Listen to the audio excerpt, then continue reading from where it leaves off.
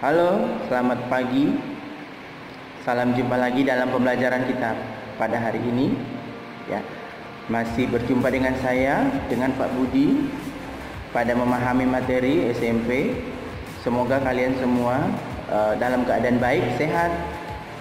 Pesan Pak Budi selalu menjaga kesehatan dengan baik, makan makanan yang bergizi, dan senantiasa banyak kita bersyukur dan berdoa kepada Tuhan. Semoga dilalukan pandemi corona yang saat ini. Ya, materi yang hari ini adalah saya akan membahas di pembelajaran di kelas 9. Ya, materi geometri transportasi. Salah satunya adalah translasi atau pergeseran. Ya, semoga kalian senang dan kalian berbahagia, bisa menikmati setiap materi yang disampaikan. Dan tetap semangat, rajin untuk belajar. Ayo kita dengarkan materi selanjutnya. Selamat pagi semuanya.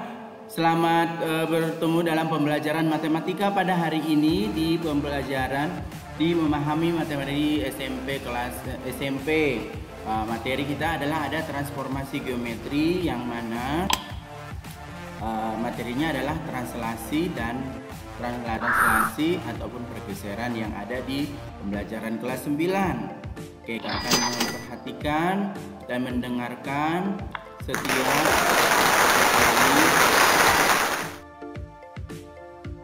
yang akan disampaikan. Kalian dapat memahami materi-materi yang akan disampaikan ini. Translasi atau pergeseran merupakan transformasi yang memindahkan setiap titik dengan arah dan jarak tertentu. Contohnya, asumsinya seperti ini. Misalnya titik B akan kita geser yang berada ke titik A akan kita geser ke titik B. Maka dalam rumusannya adalah kan titik A itu kan A dan B, misalnya sumbu A dan sumbu ini maksudnya sumbu A-nya X, ini sumbu Y. Terhadap sumbu X dia M, terhadap sumbu Y dia N. Sehingga titik B itu bayangan dari A ini, A pindah ke titik B menjadi A ditambah M ataupun B ditambah N. Sehingga titik A, di mana titiknya adalah A dan B, ditranslasi oleh M dan N, maka bayangan dari A aksen pergeseran dari A itu menjadi A kita tambahin M. Kenapa? Sumbu X dengan sumbu X kita jumlahkan. Ya, B tambah N kita jumlahkan. Contoh, sebuah titik A negatif 2 dan 5 ditranslasi oleh 3 dan negatif 2, tentukanlah bayangan dari titik A. Artinya pergeseran dari A itu akan bergeser kemana gitu. Gitu ya. Maka A kita tuliskan negatif 2 dan 5, translasinya adalah 3, 2. Seperti yang rumusan yang pertama, A aksen menjadi, ini kan negatif 2 nih, kita tambahin 3.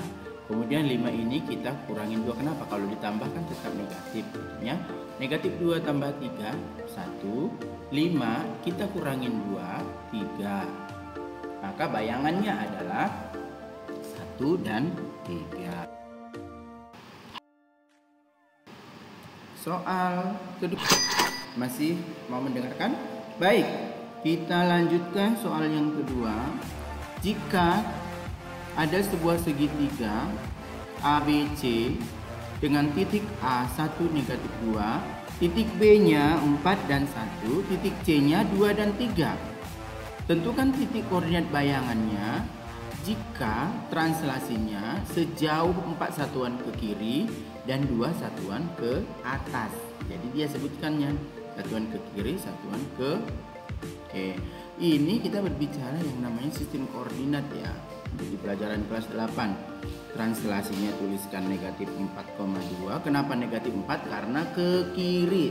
Jadi syaratnya ingat, kalau dia sumbu X ke kanan positif, kalau dia ke kiri negatif.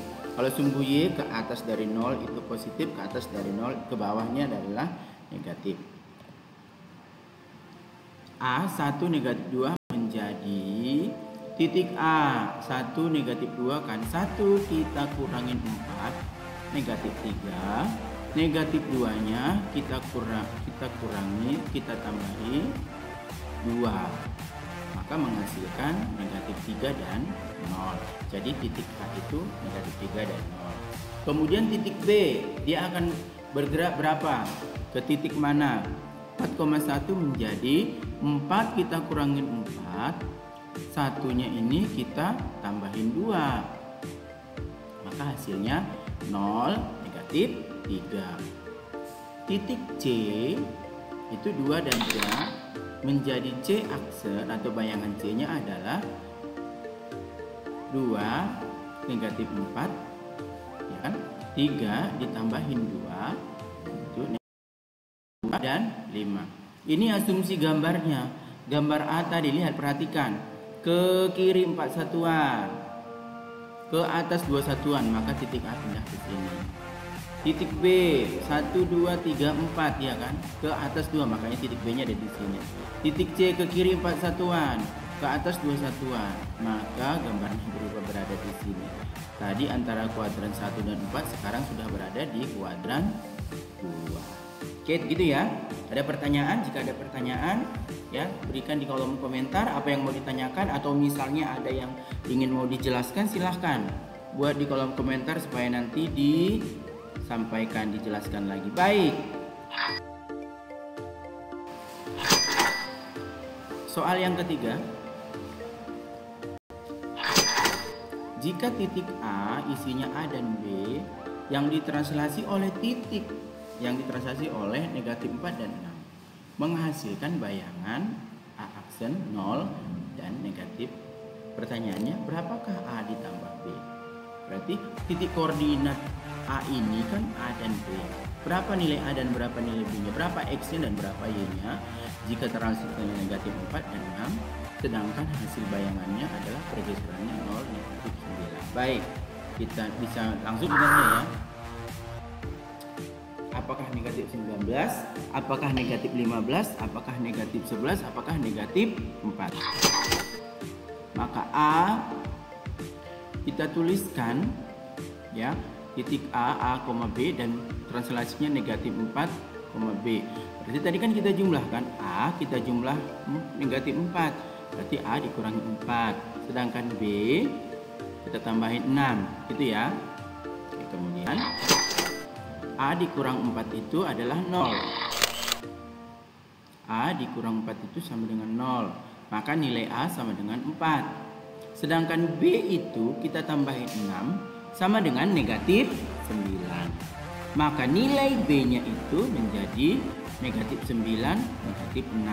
Sehingga B-nya negatif 15. Pertanyaannya adalah, jika A tambah BA-nya 4, B-nya negatif 15, maka tinggal dijumlah. Kita jumlahkan itu adalah sehingga ketemunya negatif 11. Ada pertanyaan? Negatif 11. C. Mudah kan? Gampang kan? Oke. Mari terus berlatih dan terus menggali apa yang kita miliki. Soal selanjutnya,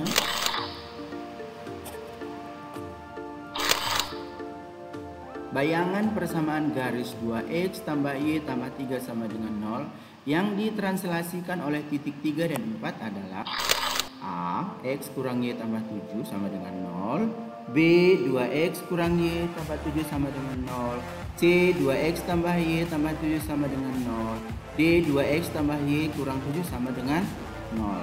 Jadi ada persamaan garisnya, translasinya adalah 3 dan 4. Bagaimana? Tuliskan persamaannya dulu, 2x tambah y tambah 3 sama dengan 0. Kemudian translasinya 3 dan 4. Setelah itu sumbu x. X aksen bayangan dari persamaan garis itu adalah x nya kita tambahin 3. Kenapa? Karena persamaan garisnya sumbu x nya kita harus tambahin 3. Sedangkan Y aksennya adalah Y-nya itu kita tambahin 4 karena translasinya 3 dan 4. Maka ketemu menjadi X sama dengan X aksen kurang 3, sedangkan Y sama dengan Y aksen dikurangi. Kemudian substitusikan kebersamaan 2X tambah Y tambah 3 sama dengan 0. X-nya ganti menjadi X aksen kurang 3. Di 2 dikali X aksen kurang 3 tambah Y-nya tetap Y kurang 4 tambah 3. Sehingga 2X 2 kali 3 negatif 6. Y positif Y negatif 4 tambah 3. Maka menghasilkan 2X tambah Y dikurangi 7 sama dengan 0. Maka jawabannya adalah D. Mudah, gampang, ya kan? Yang penting kita terus mau belajar. Bagaimana? Kalau ada pertanyaan-pertanyaan yang perlu kalian belum jelas, kalian belum mengerti, ayo buat di kolom komentarnya apa yang mau ditanyakan supaya berikutnya bisa disampaikan. Terima kasih ya. Oke, demikianlah yang bisa disampaikan Pak Budi pada hari ini untuk materi yaitu translasi. Selanjutnya silahkan kalian bisa mungkin bertanyakan, ada yang namanya refleksi, ada yang namanya rotasi, ada yang namanya dilatasi. Mungkin di kesempatan yang lain akan saya sampaikan. Untuk mendukung untuk tetap channel ini bisa kita lihat, bisa berkembang, tetap dukung channel ini. Kalau kalian suka silahkan di like, kalau kalian tidak suka juga boleh. Yang penting berikan jejaknya, berikan komentarnya, subscribe dan jangan lupa. Oke, sekian dan terima kasih. Semoga kita semuanya berbahagia. Semoga kalian selalu dalam belajarnya menjadi yang terbaik. Selamat belajar. Sampai jumpa lagi.